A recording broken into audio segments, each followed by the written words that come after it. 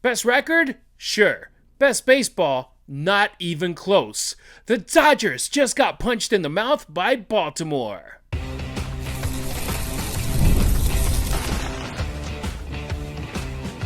You are Locked On Dodgers, your daily Los Angeles Dodgers podcast. Part of the Locked On Podcast Network, your team every day.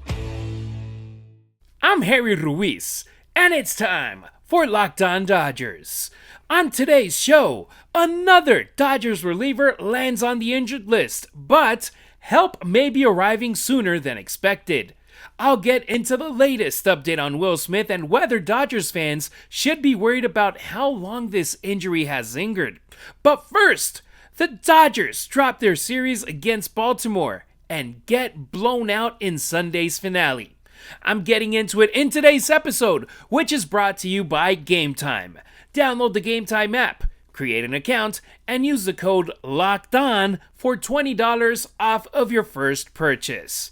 Baltimore just gave LA a wake-up call. For most teams, having the best record plus the best run differential in the sport would be enough evidence that everything is working. For the Dodgers, it almost feels misleading at times because if you watched this Orioles series, you saw a team that still has plenty of room for improvement. LA lost 2 out of 3 to Baltimore, and honestly, when you go back to Friday's game and see how that one ended up happening and just a huge comeback in the 9th inning, it could have easily been a sweep. Fortunately, it wasn't, but Sunday's 12-1 loss wasn't one of those games where a couple of bad breaks changed everything. The Dodgers got outplayed from the opening inning, and right here, in my opinion, the biggest concern starts with Emmet Sheehan. The Dodgers needed him to provide some stability while the rotation continues to deal with injuries and workload management. Instead, Sheehan struggled from the first batter he faced. 5 of the first 6 Orioles reached base. The command simply wasn't there. The efficiency wasn't there. And by the 4th inning, he had already thrown 82 pitches and the hook came right in. The final line, it wasn't pretty. 3 1/3 innings, 8 hits, 6 earned runs, 4 strikeouts, and 3 walks. Combine those hits and those walks, that's 11 runners on base that were put there by Sheehan. That in 9 innings, that's a lot of traffic. When you compress it and say that he couldn't even get out of the 4th inning, that's trouble right there. And the thing is, he's clearly searching for answers right now. And it's not a one-off, which we know any pitcher can have. We've seen Yoshinobu Yamamoto, Shohei Ohtani to some extent in his last 2 outings. His last one, 4 runs. Before that, 3 earned, 4 total. That's bad for Shohei, where we're expecting and we've seen greatness from him.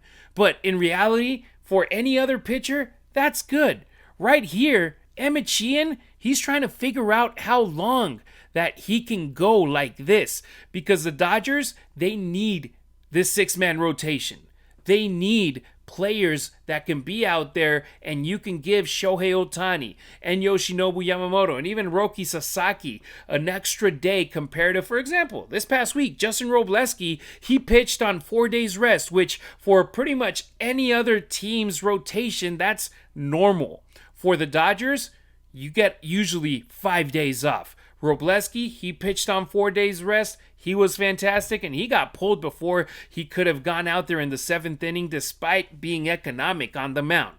Right here, Emmet Sheehan, man, he has been struggling in his last couple of outings, and you got to start seeing, hey, is this a solution long-term, or are you going to be looking potentially at River Ryan, who continues to build up over at AAA OKC?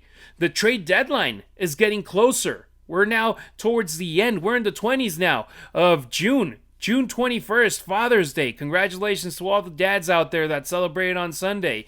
When we're publishing this episode, June 22nd. So we're now in the final stages of June, and then we're going in July, where you got the All-Star break, you got those couple of days off, You're able to rest guys and also to reevaluate for the front office. Okay, what are we going to do?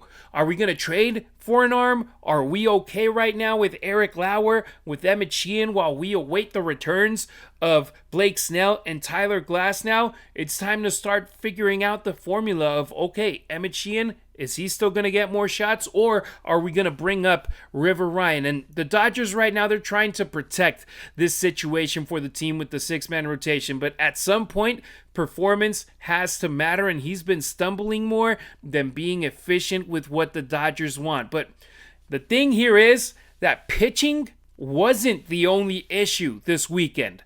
The offense deserves just as much attention, because we spent most of the offseason talking about how dangerous this lineup could be. But this weekend, they looked surprisingly passive. Go back to Friday's game. They needed a miraculous comeback and a terrible job defensively by the Orioles with the throw from the right fielder to the catcher, who just whiffed and the ball went by him, and the Dodgers were able to score the game-winning run off of the RBI single from Dalton Rushing. Dodgers got saved there. But then you go over to Saturday's game. The offense, inexistent until the ninth inning, where they try to get another late game rally to be able to salvage the game. They weren't able to do it. They lost 3-2. And then you go over to Sunday, and the Dodgers, they scored in the first inning and looked ready to pressure Baltimore starter early. And then they essentially disappeared. One hit in the game with runners in scoring position. The rest of the afternoon, nada. One run total. And that, unfortunately, has become a trend as of late. And yeah, it was great seeing those 3 wins against the Rays. See the comeback win on Friday when a lot of fans had already left the stadium and were like, hey, this game's over. Another win, 4 wins in a row, but all of them were by 1 run. And this is a situation with the Dodgers as of late. They haven't been able to consistently deliver the knockout blow when opportunities present themselves. Go back to Friday's game. Bases loaded, no outs. Strikeout by Ryan Ward. Strikeout by Dalton Rushing. Strikeout by Alex Freeland. Done. The Dodgers were up 3-0 at that point, and me in the back of my head, I was like, man, they left the door wide open for the Orioles to be able to come back. What did they do? They scored 5 unanswered runs, entered the ninth inning with a 2-run lead. Fortunately, the Dodgers were able to come out with the win. But then go over to Saturday, go over to Sunday. The Dodgers struck out a combined 28 times over the weekend against Baltimore. That's a lot. That's pretty much more than a third of the Dodgers' outs throughout the weekend being via the strikeout. Right here, what you want as a team is to create separation. You want crooked numbers. You want opposing pitchers working under pressure. And this lineup hasn't consistently done that over the last couple of weeks. And look, we know that Kyle Tucker isn't delivering the type of play that we want from a guy that's getting paid the type of money that he's getting paid. It's not his fault that he's getting paid $60 million a year. That was the decision made by the front office from this team. And look, he was the highest regarded free agent when it comes to players in the market for position players. He had been a very good player with the Astros. He went over to the Cubs last year. He was in the open market. The Dodgers decided to pay him, and so far, he's not delivering for that type of player. I mean, for that type of production, you could just call up a guy like Ryan Ward from the minor leagues and get that from him without having to dish out $60 million. Mookie Betts, with the bat, he hasn't been the Mookie Betts from 2 years ago and before that from when he arrived to the Dodgers in 2020. Maybe it's the start of the decline in the second half of the contract, but you add those two pieces and then Dalton Rushing, which we're going to talk about a little bit more in segment number 2. The production since he came back to the starting lineup consistently with Will Smith's injury, it hasn't been there. Right now, I just named 3 guys from the starting lineup. A third of the starting lineup for the Dodgers pretty much every day that without Will Smith. And even Will Smith, he hasn't been producing the same way. Shohei Ohtani, he was off on Friday, came back on Saturday. In the ninth inning, he hit a home run. but you wish you could get a little bit more consistently in these type of days where the team is pretty much quiet offensively from everybody, and that wasn't the case for the Dodgers. And look, the good news is that Dave Roberts is right with what he said. This team probably, and I'll say it, hasn't played its best baseball yet. The scary part, though, for the rest of baseball, for all the haters, for everybody who loves talking trash about the Dodgers, is that we're almost halfway through the season, and the Dodgers are at first place. They got 49 wins. They're going to be the top team once the first half of the season ends, once we get to the middle of July break. And this team, despite not playing its best baseball, despite missing a lot of their pieces, they're still pacing all of the big leagues. The Braves, they had their shot. Now they're struggling with a couple of injuries. You've seen other teams get streaky here or there, but then they start getting cold. The Dodgers, they're just consistent as consistent comes. Now the situation is, last year, the point where they started getting cold was 4th of July weekend. That sweep at home against the Astros. You got to avoid anything like that happening. And here comes a tricky part of the year for the boys in blue. They got 3 consecutive road series. They're going to head out to Minnesota, or they're already out there, Monday, Tuesday, Wednesday. Then they come back to Cali, playing in San Diego against the Padres over the weekend, and then they're heading over to Sacramento to face the Athletics. First time in that minor league ballpark that the Dodgers will be playing before the A's move over to Las Vegas in 2028. So it's a tricky part of the calendar, but one that the Dodgers should be able to overtake, get good results, and hopefully just leave this terrible series against the Orioles behind. And look, we're talking about the Dodgers getting blown out on Sunday, an ugly loss on Friday. But at least on Friday, they were able to steal one, and we're not talking about a sweep happening at home for the boys in blue. So my question to you, checking out today's show, kicking off the week here on Monday on Locked On Dodgers, is if you're the Dodgers, how much longer are you sticking with Emmet Sheehan in the rotation before considering another option? He's struggled now in a couple of consecutive starts.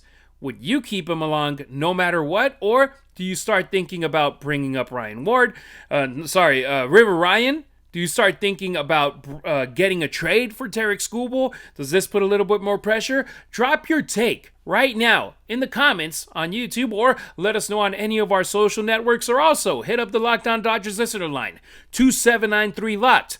I want to hear where you stand. Coming up on Locked On Dodgers, Will Smith won't be traveling with the team during this 9-game road trip, and what initially sounded like a short absence is turning into something much longer. Absolutely nothing beats being at a Dodgers game. The energy in the stands, the crowd roaring, that electric vibe you can't get anywhere else. The only downside is that scoring tickets can be a total pain in the you-know-what, with the endless lines, random fees, and the worst, prices that jump right before you hit checkout. That's why I've been using Gametime. The app makes it ridiculously easy. Real tickets delivered fast at the best prices, and the fees are already included, so what you see is exactly what you pay. No surprises at all.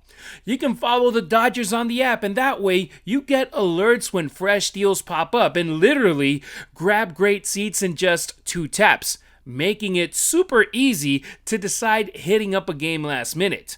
If you're thinking about heading out to the stadium, download the Gametime app, create an account, and use the code LOCKEDON for $20 off of your first purchase. Terms apply. Again, create an account and redeem the code LOCKEDON for $20 off. Download the Gametime app today. If you've got a sweet tooth like I do, you know how tough it is to find that perfect treat without all the sugar. That's why Cotton Candy 5-Hour Energy Shots bring that nostalgic flavor back, but in a whole new way. This is that classic cotton candy taste that you remember, but with a tasty caffeine boost and, most importantly, 0 sugar. It's a quick and easy way to satisfy that sweet craving while also keeping things simple and on the go. I've always loved cotton candy, but I can't be eating sweets all day. This right here is a perfect alternative. Bring on the sweetness with cotton candy 5-hour energy shots. Available online now at 5hourenergy.com or on Amazon. You can get every episode of Locked On Dodgers ad-free through the Everydayer Club. There's a free 7-day trial waiting for you at lockedondodgers.supercast.com or through the link in the show notes. Will Smith's return keeps getting pushed back. When Will Smith first landed on the injured list, the expectation was pretty simple. Give him some rest, let the inflammation calm down, get him back behind the plate soon. Instead, we're now approaching 3 weeks without the Dodgers All-Star catcher, and the timeline remains uncertain. The latest update from Dave Roberts wasn't necessarily bad news, but it also wasn't the encouraging news that Dodgers fans were hoping to hear. Smith won't travel with the team on the upcoming road trip that starts today in Minnesota. The goal is for him to return around the next homestand when the Dodgers start hosting the San Diego Padres. Once the month turns over to July, the Dodgers host the Padres the 2nd through the 5th, a 5-game series at Chavez Ravine, and the hope is that he's back there because the Dodgers have these 3 series in a row on the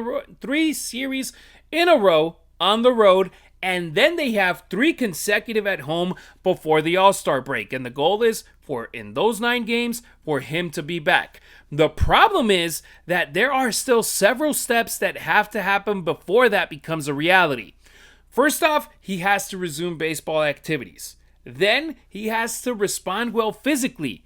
And now he likely has to complete a rehab assignment because it will be a big chunk of time that he's out. Originally, the hope was 10 days, the minimum that he has to be on the IL, he's back and we're good. When you're talking about a player missing 3 weeks to a month, you got to start talking about a rehab assignment, go out to either Ontario, Tulsa, OKC, get some swings in, get some innings behind the plate, start feeling better, hopefully that neck recovers, and you're good. But for now, that's a lot of boxes left to check. The biggest takeaway here isn't necessarily the timeline though. It's the fact that progress has been slower than expected. Remember, Smith received a cortisone shot to help calm the inflammation, but the Dodgers have now essentially hit pause and hoped that the discomfort would settle down. Now they're waiting to see how his body responds when baseball activities increase, and that right there is understandable, but anytime a player isn't progressing as quickly as anticipated, questions naturally flow. And look, the good news for the team is that they're not completely without options while Will Smith is sidelined. Quite the opposite. They got Dalton Rushing, who continues to get valuable major league reps. And that's important for both his development and the organization's depth in that position. Because you got Will Smith, you got Dalton Rushing, but then after that, you don't have much right now. They got even rid of Hunter Fiducia last year, who played against the Dodgers this week at Dodger Stadium against the Tampa Bay Rays. You go back years ago, Harry Ruiz, he was one of the top prospects, traded over to Washington in that package for Trey Turner and Max Scherzer. Or go back a couple years ago as well, Diego Cartaya, he was one of the top prospects for the team. Now he's a free agent after being with the Giants a little bit in the minors, and then he got cut. But the Dodgers, when it comes to catchers, there's even people asking, hey, they should go and sign somebody. Chucky Robinson isn't the solution. He plays once, twice a week at tops, and he caught a really good game earlier this past week, and then he was a part of that blowout at home against the Baltimore Orioles. But he's not getting a lot of opportunities because Dalton Rushing, hopefully he stays healthy as much as possible, and they're going to give him those shots. But let's be honest about what we've seen offensively. Outside of that 4-hit game against the Angels on June 7th, Rushing hasn't consistently produced at the plate. That's the only multi-hit game that he's had since Smith got hurt. That walk-off hit against Baltimore on Friday was enormous in the moment, and it showed exactly why the Dodgers are excited about his potential. But that's also the only other game that he has had an RBI in besides the already mentioned Angels game. At least those are the moments that can build confidence for a young guy like him. But overall, the offensive numbers since Rushing has been consistently in the lineup leave plenty of room for improvement. And look, that's not a criticism of him. It's simply the reality of being a young catcher trying to adjust to the major leagues while learning one of the most demanding positions in the sport. And we're less than a week away from the halfway point of the season, and Rushing almost has the same amount of at-bats and plate appearances as he did last year as a rookie. He actually already surpassed his hits, doubles, and home run tally from 2025. So it just shows you there's more demand on him right now. There's more need for him in that position. And the Dodgers, they obviously love the talent. They love the upside, and they're giving him an opportunity to grow through these experiences. But at the same time, this is a reminder of how important Will Smith is to this lineup. The Dodgers can survive without him for stretches. They're a deep team, but replacing his production, his consistency, and everything that he brings behind the plate is definitely a much taller task. So let me ask you, how confident are you in Dalton Rushing if Will Smith's absence stretches even longer? And this right here is me knocking on wood. Hopefully that's not the case. Drop your answer in the comments or hit me up on social at Harry Ruiz on X, at Harry_Ruiz on Instagram, or on TikTok at Harry Ruiz_. Next on Locked On Dodgers, the Dodgers lose another bullpen arm as Blake Treinen heads to the injured list. But the timing may not be all bad because reinforcements are finally getting close. As the Major League Baseball season rolls right along, you can trade everything Major League Baseball over on KALSHI. You can even trade the champion of Major League Baseball on KALSHI right now. And the Los Angeles Dodgers are the top team when it comes to winning the World Series. In fact, KALSHI has their odds at 29.3% currently to win the World Series, which means if you place a $100 trade on them and they end up winning their third straight World Series, you'll get $325.16. On KALSHI, you're trading against peers in a live market, meaning there's no house. And as the probability changes, you can buy in and out of your position. For a limited time, download the KALSHI app and use code LOCKEDON to get $10 when you trade $10. KALSHI. KALSHI. Trade on anything. 18 and up only. Restrictions and eligibility requirements apply. Event contract trading involves risk and may not be suitable for all investors. Prices, values, and available markets may differ from those mentioned. For more information, see kalshi.com/regulatory. Are you new here? Welcome. Everydayers, you already know you're the heartbeat of our show. It's easy and free to help us out. Subscribe and like our content on YouTube, drop a 5-star review on Apple or Spotify, and hit up the Locked On Dodgers listener line, 2793-LOCKED. That's 279-356-2533. The bullpen takes another hit. The Dodgers reliever corps just keeps getting injured. That IL list keeps growing. The latest addition is Blake Treinen. He landed on the IL with elbow inflammation after reporting issues with his range of motion. Fortunately, the initial reports sound encouraging. Imaging showed inflammation and wear and tear, rather than structural damage. That's obviously better than the alternative. That right there is the best case scenario. But it doesn't change the reality that the Dodgers are once again missing another piece from their bullpen. Treinen's season, it has been somewhat uneven. He's had strong stretches, he's had some frustrating outings, but even when he's not operating at peak form, he's still someone that Dave Roberts trusts in very meaningful situations. Those innings now have to go somewhere else. The interesting part is that the Dodgers may already have help on the way. Brock Stewart appears ready to return, and honestly, this could be one of the more underrated developments for this bullpen because when healthy, Stewart has the stuff to pitch in leverage situations. The Dodgers believe that. The coaching staff believes that, and most importantly here too, is that the front office believes that. Why do I say most importantly? Because that's why they traded for him in last year's trade deadline. When the bullpen was a complete mess last year, who did they go get? Brock Stewart. Unfortunately, injuries played an ugly number on him, both at the end of last year and at the beginning of this one. But now he'll have an opportunity to prove why he's trusted by management, by the coaching staff. His rehab assignment checked all the boxes, but most importantly, he successfully pitched on consecutive days. And that was likely the final hurdle for him because with Treinen unavailable, Stewart can immediately step into meaningful innings. And he might not be the last reinforcement arriving because Evan Phillips, he's getting closer. Edwin Diaz, he has started progressing again after his elbow procedure, and I spoke about both of them on a special edition of Locked On Dodgers that was posted on Saturday. Go check that one out. But the bullpen cavalry is beginning to appear on the horizon. Not all at once, but gradually. And that's important because this bullpen has been carrying a massive workload for much of the season. Eventually, reinforcements become less of a luxury and more of a necessity. The situation here is that there's a roster question to watch who ultimately gets squeezed out. And the first answer, with Brock Stewart coming back and with Blake Treinen going on the IL, is that the guy that just got recalled, Chase McDermott, might end up being the sacrifice guy right here. But then you look at, okay, Evan Phillips is coming back. Edwin Diaz is coming back.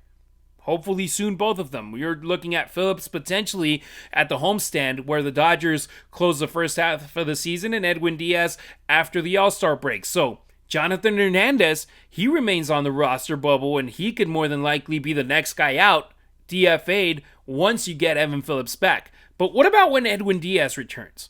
What about when Blake Treinen returns? The Dodgers right there will have decisions to make because you look at guys that have been really good, like a Kyle Hurt, mostly. A guy like Will Klein, Edgardo Henriquez, that before spring training broke, it was like, will they have a spot on this squad? Will Klein has been fantastic. Edgardo Henriquez has been better than we expected. Who's going to end up being the guy sacrificed? Jack Dreyer, maybe?